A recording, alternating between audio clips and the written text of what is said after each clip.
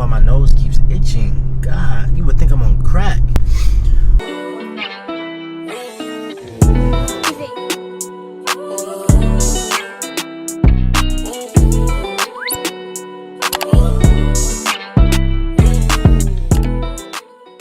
What's going on, YouTube? Welcome back to my channel. This is Austin. Again, I'm back with another video. I bought a car. Boom. Here we are. So I'm around the way right now, just cruising in the new car. Anybody who knows me knows that I don't have the best luck with cars. You could say I had the worst luck, or you could just say I made the worst decisions. I was young, I was dumb, okay? This is my fourth car. Oh, I just found a new spot for a potential photo shoot spot. Just driving around this neighborhood. This is not my neighborhood, but I'm out here. So, my first car, 2001 Honda Accord. I got that when I was 18. Within a year's time, I crashed it, okay? It was raining, and I was going on the off-ramp, or it was the on-ramp, actually, and I spun out, and I hit the guardrail. Luckily, nobody else was involved in the accident. But I hit the guardrail, and I damaged my vehicle. The whole side of the car was dented up. But I kept driving it. I didn't have the money to fix it at the time.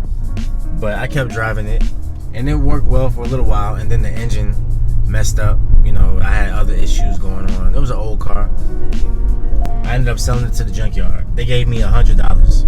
The junkyard is a ripoff. Anybody who is affiliated with the junkyard knows it's a ripoff. I'm just turning around here. I'm kind of just exploring the area as I talk to y'all. I have never driven around here before, so I'm just looking around to see what's going on, and I saw a spot that I might shoot at one day in the near future. I dented that car up, and it ended up going out on me. And during the time that I didn't have access to the car, I couldn't drive, my dad let me use his pickup truck. I don't know why my nose keeps itching. God, you would think I'm on crack. My dad let me use his pickup truck during the time that my car was down. I crashed that car. Total. That was September 2017. I remember I was on my way to school, and I was literally like 2 minutes down the street. Crashed that car. And it was like at a red light. I ran into somebody. The car it was old, so it didn't take much to total it. Then my next car I bought was the next year. That was June 2018 when I bought that. The 2001 Toyota Corolla. And guess what? I totaled that too. I'm not even about to lie to you. I totaled two vehicles. One wasn't even mine. That car's gone too. So at this point, my parents are looking at me and they're probably very disappointed. I'm talking about getting another car. Car? Yeah, Drake! Drake! So I was actually afraid to buy another car because I'm thinking, I don't want to crash another one. I don't even trust myself behind the wheel at this point. So I didn't even want to buy another car. So I didn't. After I bought my truck, I bought that a year after. Well, really 7 months after I crashed my last car. And that's something I stumbled across. Bought it in June, and by December, it was done with. Why? Not because I crashed it, but because I was negligent. My money was so tight. And by tight, I mean, I'm talking, I probably had $25 in my account. I needed an oil change, and I couldn't even afford to get my oil change. And my pride stopped me from asking my parents to give me the money for it. And I was like, I'm gonna get some money soon. You know, I was expecting a big payment for something. And a week after that, I was on my way somewhere, and my car would not go over 40 miles an hour.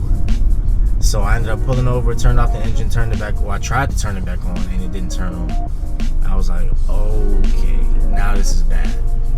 Keep in mind, my friends heard my engine. They were like, something's going on. I'm like, yeah. I'm gonna get it. I didn't get it. Engine was shot. I ended up pulling over. Somebody was behind me. He pulled up behind me and was like, he took a look under my hood. He said, you may have locked up your engine. He should have told me your engine is locked. That car was done with. They sat on the curb until March. I sold that car to the junkyard too. They gave me $200. They really skimp when it comes to giving you money at the junkyard. And I was like, I'm done. I'm done with cars for a little while. I'm gonna focus on me. Focus on you, bro. I said I'm gonna focus on me. So I was done with it for a minute, and then it's always well, for me, whenever it comes time for me to get another car, I never look for it. It always like just happens to fall in my lap. So this time was different. I ended up moving to Atlanta. I decided I wanted to move in June, and I was working every day trying to make that happen. And then when I got here, I was like, I'm just gonna rent a car. So I rented a car since the day I got here up until yesterday when I returned the vehicle. I paid, you don't wanna know what I paid in total for that vehicle. I rented it since the day I got here up until yesterday. So just imagine how much it cost me. I drove back home last weekend because I had to get the rest of my stuff. And I had to get another rental because the rental I had was a car, number one. Number two, the mileage wouldn't allow me to go past a certain point. So I had to get an SUV to fit all my stuff and unlimited mileage. I drove home 10 hours. Sorry about that. I got a call and I had to send them to voicemail because I am busy. I'm gonna call them back. What was I even saying? I tried to pick up the phone, I dropped it, the green light came on. I'm all over the place. Oh, so I was renting the vehicle for a whole month. And I said, when I went home last weekend, I said, I'm done renting vehicles. At this point, I had 2 rentals at once. I had one for my regular everyday, and I had one for when I drove home. I had 2 rentals in my name.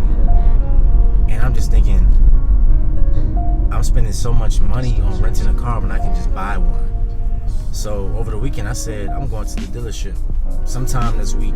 I woke up on Monday, my phone wasn't working. It wasn't charging properly. So I got up and I went to the AT&T store, bought me a new phone. And then I was like, after this, I'm going to the dealership. And that's what I did. I went to the dealership. I was in there for about 4 or 5 hours. Walked out of there with this. It has a lot of perks too. I got leather seats. I got 2 screens up here. I got navigation. I got a sunroof. Check that out. Can y'all see that? I got a sunroof up there. I got a camera on my right mirror, my side mirror. So when I'm changing lanes to go to the right, I can see on my second screen. I got lane departure. Bluetooth, obviously. I got memory seats, so I can press the button and I can sit how I want to sit every time. Yeah, it's crazy. This is the coolest car I ever had. For me, it's mine. I paid for it myself. It's in my name. This is my first vehicle that's in my name, which is why I'm paying OC for the insurance because of my accidents 3 years ago. But I'm still saving money compared to what I was paying for the rentals. That's plural. But I really love this car. I'm about to get these tints put on it. Y'all already know I had to do that. It seemed like everything started to happen once I made that leap of faith. It's almost like taking a leap of faith leads you to blessings more than what you thought you was going to get at the time. Everything started happening when I took that first leap. The first leap of faith moving out here, it allowed all these other blessings to fall into place. So it's almost like I was supposed to be here. Almost like that. I feel like I'm walking on the path I'm supposed to walk on. And when you are where you're supposed to be, things just work. And when you're not where you're supposed to be, you can feel that too. Sometimes you feel friction, and that means that you're not supposed to be there. And other times you feel friction, which means keep going, push harder. Things are appearing very easy right now, but it's only because of the hard work that I put in on the front end. And I love this camera. This is amazing. If it wasn't for the hard work that I was putting on in the beginning, then I wouldn't be, I feel like I'm smooth sailing almost. Everything is like I'm in alignment. And I can only hope that I stay in alignment. I'm trying to make sure I do everything I'm supposed to do for me and the people around me. And I'm just walking the path. I'm trusting that things will work. I'm maintaining my faith, because without faith, you'll never do anything other than what you feel like you can do. There was this quote from Kung Fu Panda. I know y'all know the quote. He said, if you only do what you can do, you'll never be more than what you are. So I'm doing what I can do, and I'm doing what I'm not sure if I can do, and I'm gonna see if I can do it. And then a lot of times that challenges you to the point where you become greater than what you were before. These are just everyday little lessons, and again, it's like these are things that I've been told repeatedly, but it's almost like it doesn't mean anything to you until it's relevant. It feels so great to have the support of everyone around me. I got my friends, I got my internet friends, my family, whether that be my distant extended family or my direct family at home. The support has been amazing, and it feels like because I made a decision to just go out on faith with my dream and my talent. I didn't even, you know how they say $1 in a dream? I had more than $1, but all I have is a dream. All I have is a dream. And I've seen so many people level up during this time in everyone's life. The world is crazy. I don't know if I've ever seen the world be this crazy before, but I've seen so many people level up. I've seen so many people elevate and just do amazing things. And I sat back because for a little while it wasn't looking great. I've been watching all these people succeed during this time, and I've just been constantly inspired. Constantly. Every day I see somebody is buying a car, getting an apartment, buying a house, new job, having a baby. It's just so many blessings going on all around. There's so many crazy things going on, so you can either focus on all the crazy things that's happening, or you can open your eyes and pay attention to all the blessings that's going on too. And even if the blessings aren't even happening to you just yet, you can be blessed through other people's blessings. I've been watching other people be blessed, and I feel blessed. I almost feel like it happened to me because I'm so happy for them, and I'm happy that I've seen that happen for them, and I support them. And then when the time comes for me to have my blessing, I see that support return. It's just love. It's a cycle. Whatever you focus on, wherever you put your attention, that's what's going to be most prevalent in your life. So I was aware of all the negative things going on, but I didn't give it too much of my attention. I didn't give it too much of my energy. And because I focused on all things positive are happening to me as a result. And I just try to keep dishing that energy out. As soon as I hear somebody talking about something that doesn't serve them, if I have that relationship with them, of course, I try to check it. You know, and if I ever have the same conversation with myself or about myself and someone else hears me talking down, I hope they check me too. Because it's real. Energy is real. You just gotta realize that you have control over the energy that you put out. And when you control the energy you put out, that energy is returned back to you. So I'm trying to make sure I give out the proper energy. But this is the car. This is the car y'all saw on the gram.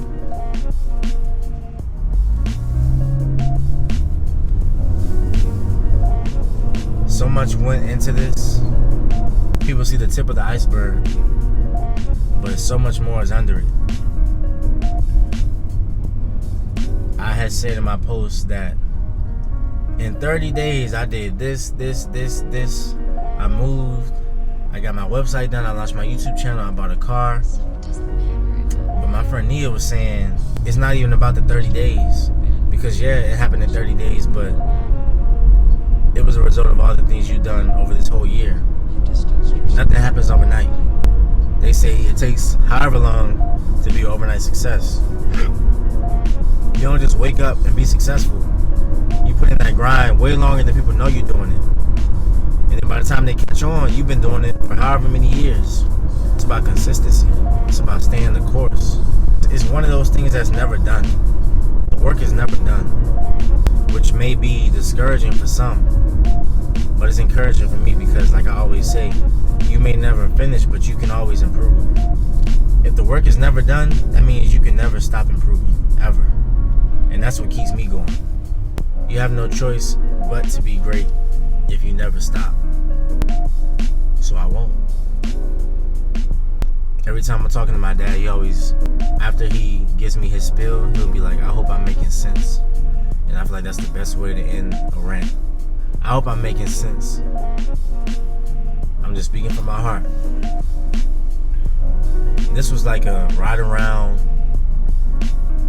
conversation. I don't even know what to call it. But it's like you riding around with your friend in the passenger seat and y'all just talking. That's how I feel right now. And I almost recorded this in my room, but I'm glad I took this on the road.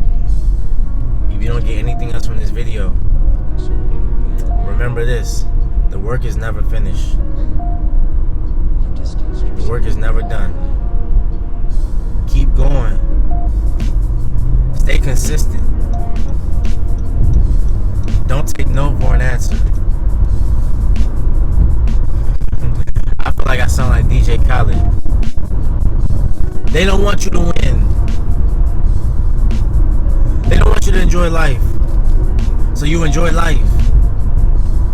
They don't want me to have a new car. They don't want me to move to Atlanta. They don't want me to be successful. So I'm going to be successful. You know what else they don't want you to do?